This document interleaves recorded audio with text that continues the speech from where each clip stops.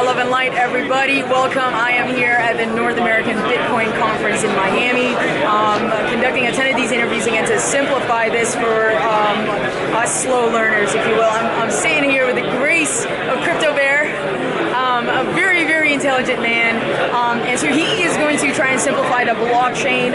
Just go ahead and do your thing. Okay, so I'm going to kind of explain it in analogy, so we can kind of explain it without any technical background, right? So we're familiar with blockchain, right, which is the technology that backs what Bitcoin is and all the other cryptocurrencies. A blockchain is a ledger. Now, if we're going to talk about what a ledger is, we're going to talk about a simple spreadsheet that you have on your computer, like Microsoft Excel. You can put information on it, go down a list, maybe add, hey, Joe owes me $5, Bob owes me $3, and go down the list, things like that. So now let's add a little bit of complexity to that. Imagine your spreadsheet is on something like Google Docs. Now anybody can have a copy of it, but pretend this spreadsheet can only have information added to it. So you're going to start a list of all the times you've lent your friends money and they've lent you money back, so you can keep track of who owes people money. You're going to start, you're going to put Alice owes me $3, and you write that down. Then Alice gave me $2 back, so in my head, as I keep a tally, I know she owes me $1. This is what a ledger is. Now, this is basically what a blockchain is. But picture the same ledger, the same Google document, the same Excel spreadsheet. Now, everybody has a version of it. And using some complex cryptography, which is complex math, you're able to prove that nobody has tampered with it, nobody has added anything that not everybody else has agreed on, and that information on there is valid, right? This is the power that a blockchain gives you. It's an immutable ledger.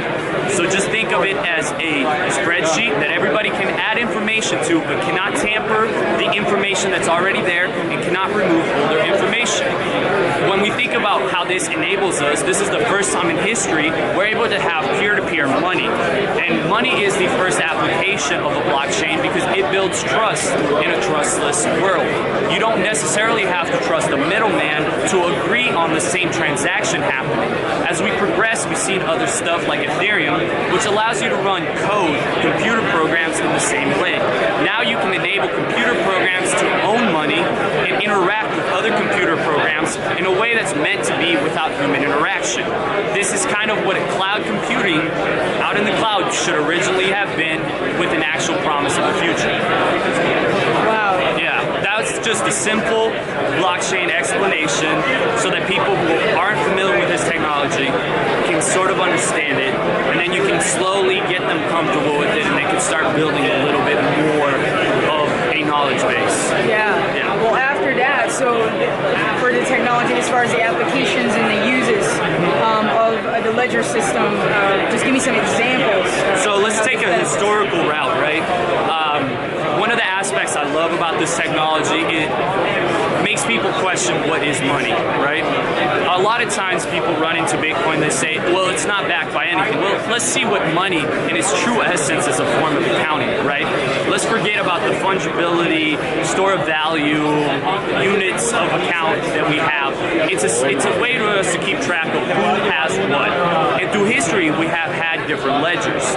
Historically, we have kept them on tablets. Then we started getting into intermediaries, middle third parties, like banks, governments that are responsible for that. For the first time in history, we have a digital way for you to store wealth that is not reliant on a third party, whether it be government, a bank, PayPal. You can hold your own money in a digital way, similar to how you would hold gold, precious metals, even cash in that matter. So I think the direct implications we will see is that we're seeing the digitalization of a lot of the world's assets. A lot of people have brought that up, but I think we fail to recognize the importance of that. So I leave it at this tidbit for people that maybe haven't been exposed to this. Just like when the 90s came around and we first were introduced to the internet, people just assumed it was a fad. But in retrospect, the internet changed the way that media companies, from newspapers to big news networks, operate. And they saw it out of nowhere and revolutionized that industry. Blockchain will do the same thing to the finance world that the internet did to the newspaper. Whether anybody's ready for it or not, the future is coming, and we're slowly embracing it. So yeah. One more question for you.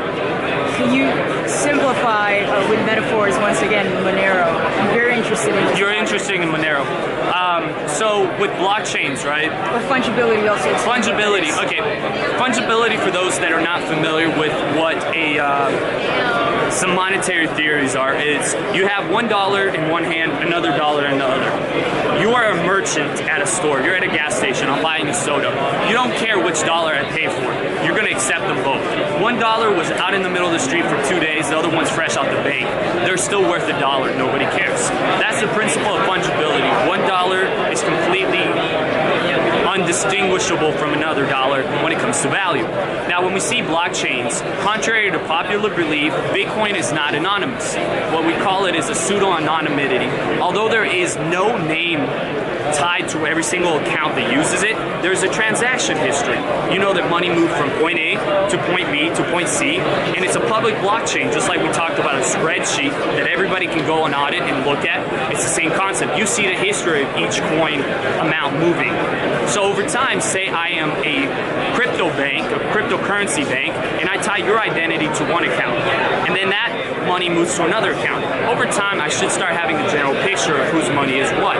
Implications of not having that privacy are not just the average ones of people wanting nobody to know what they spend on or things like that, but say you go to a bookstore.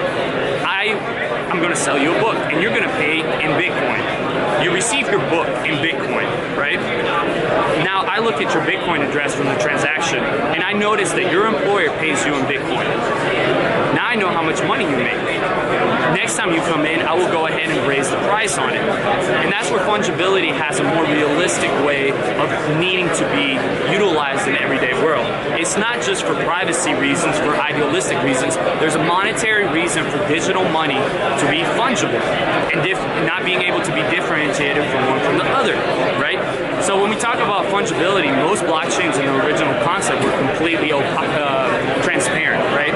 You can clearly see all the history of all coins. Monero achieves some privacy for ring signatures. Ring signatures, I will distill it down to something a little bit easier. Okay. So all the people out there who kind of know what I'm talking about, I might get some slight technicalities off, but it's done to explain it with a metaphor. You go to a bank, right? And at the bank you have safety deposit boxes. You have your key, the bank person has their other. They go up, the teller opens up a box, you put your key in, then you take that box out, put it in the middle, and they walk out. You open it with your key, but now the bank teller knows exactly which one's your box. Now pretend instead of that system, your key and their key can take out 6 different boxes. So you take out 6 different boxes. Now once they leave, your key will only open one of those boxes. Now there's a 1 in 6 chance that they can guess which one your box is, but you have plausible deniability. They can't for a fact know that, right? So you open it up and you have it. Now let's pretend in that same scenario, you have 10 more boxes inside each of those 6. And inside of those you have 9 other, 8, and so forth.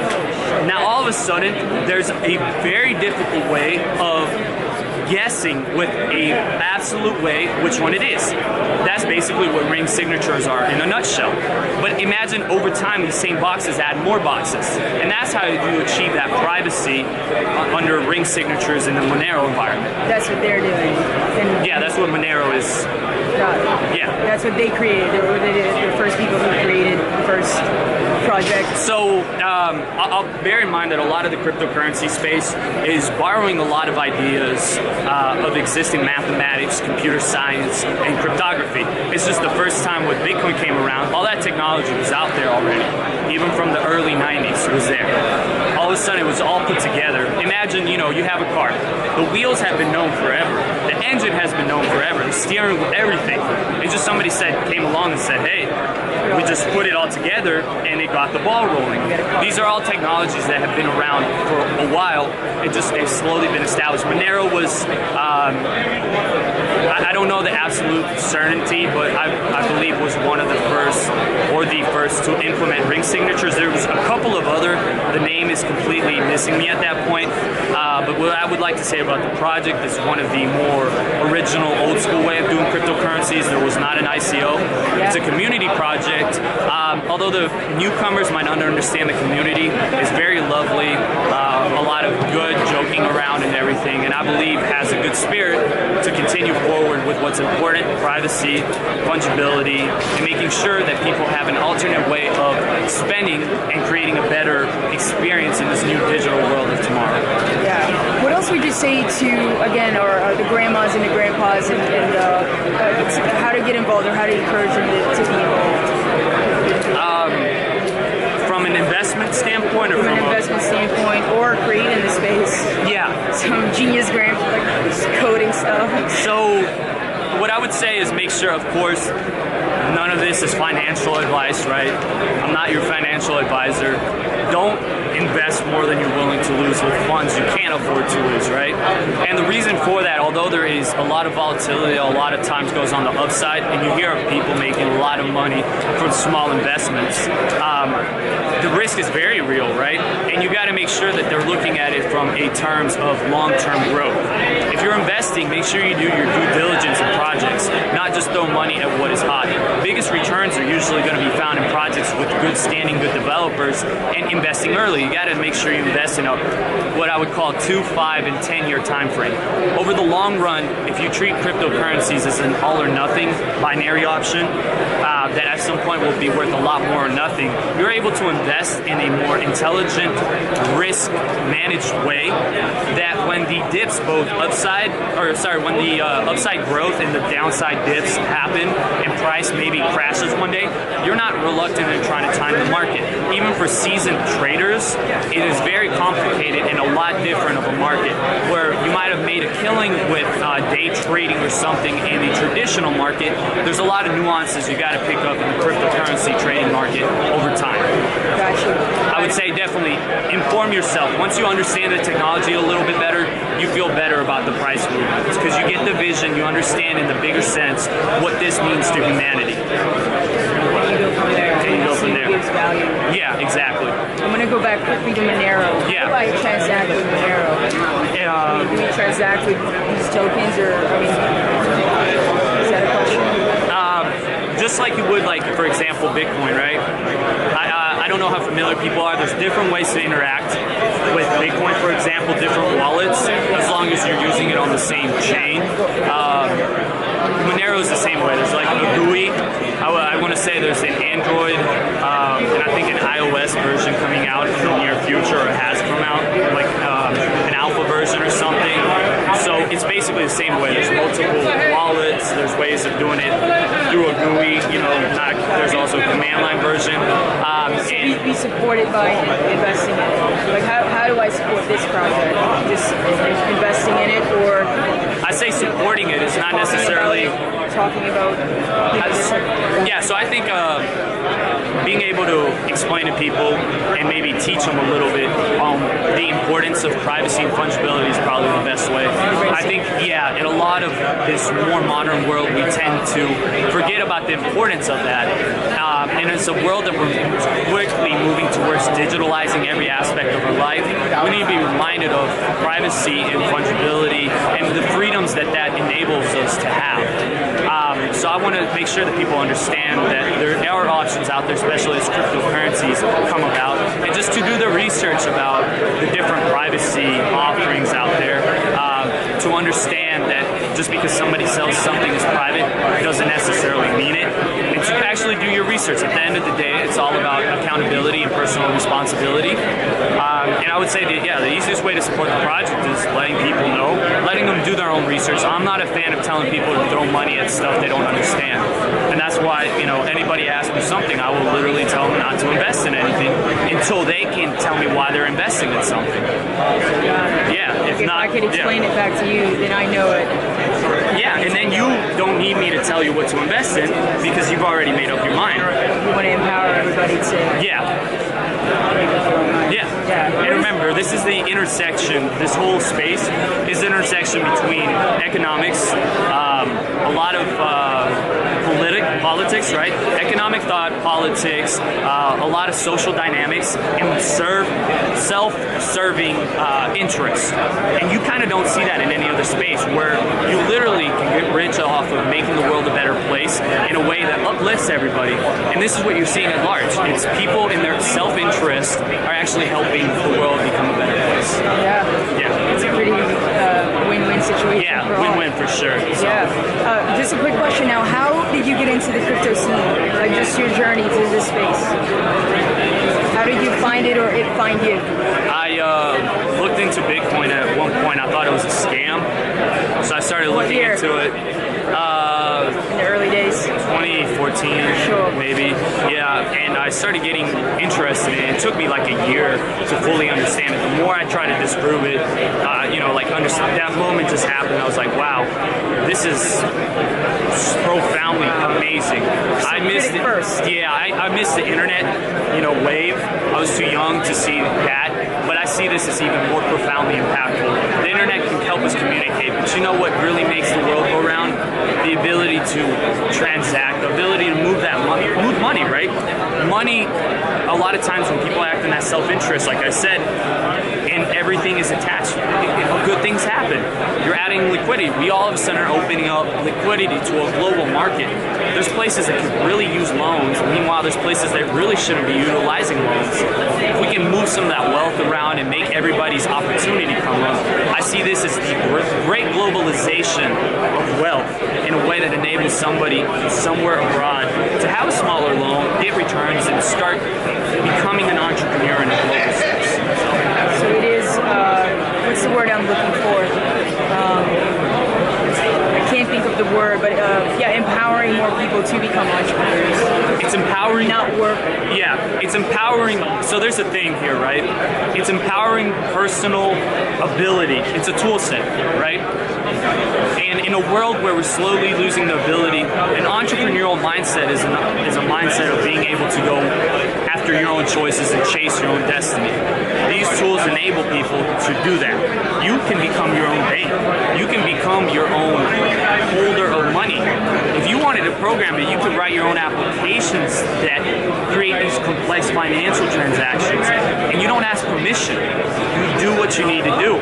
And that's the part. This is all about enabling people to do what they need to do, making the world a better place along the way.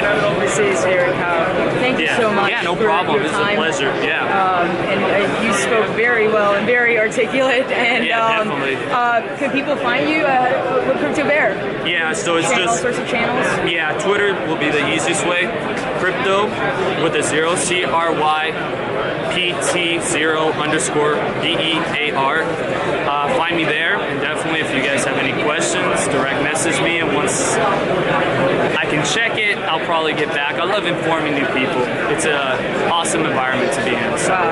Yeah, I'm honored. Thank you so much. Definitely. Love and light, everybody. Continue the journey in the cryptoverse and continue to educate yourselves, because this is pretty amazing and pretty magical what's unfolding before us. A complete shift. And I'm very excited. So we'll see you guys in the next one. Aloha.